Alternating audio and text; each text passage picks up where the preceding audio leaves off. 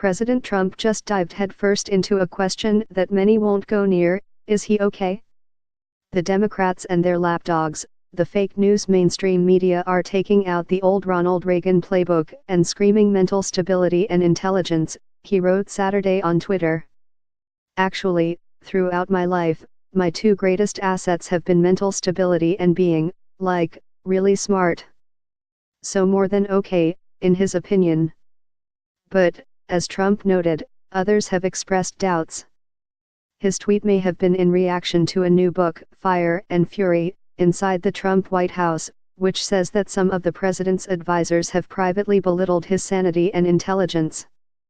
Or he may have been thinking of Politico's report that a Yale University psychiatrist met last month with more than a dozen members of Congress, including an unnamed Republican senator, to discuss concerns that Trump was unstable. He is, the psychiatrist said. But the book's accuracy is in some doubt, and the Yale psychiatrist, Bandy X. Lee, shared her concerns despite the American Psychiatric Association's ban on diagnosing people who have not been personally evaluated. And as Trump noted, the politicians who most commonly go on record to question his mental fitness tend to be his enemies. But there is a short list of people in or near Trump's inner circle who have voiced doubts about his competence, or who have been reported to have done so, even if some denied it later. Trump's ill-advised claim that the media is covering his mental fitness like Reagan's. Devolving at the top of the list is Sen. Bob Corker, R10, who in 2016 was considered a front-runner to become Trump's running mate and, later, was a candidate for Secretary of State, according to CNN. As chairman of the Senate Foreign Relations Committee, Corker called Trump's foreign policy ideas very thoughtful and even met with the candidate that year. But Corker's high opinion did not survive the first year of Trump's presidency. He called reports that Trump had blurted out state secrets to Russia worrisome in May, as CNN noted.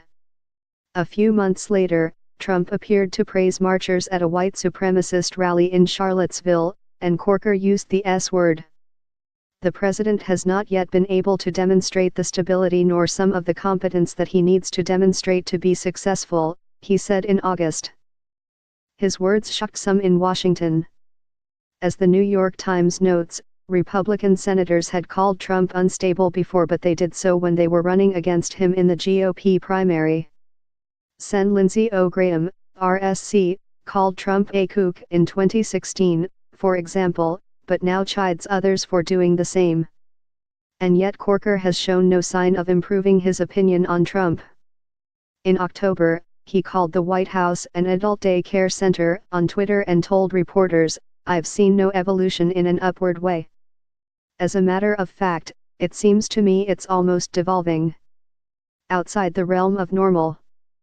Barely 2 months into his presidency, Trump accused former President Barack Obama of wiretapping him during the election. Trump has offered no evidence, and among those disturbed by the claim was his FBI director, James B.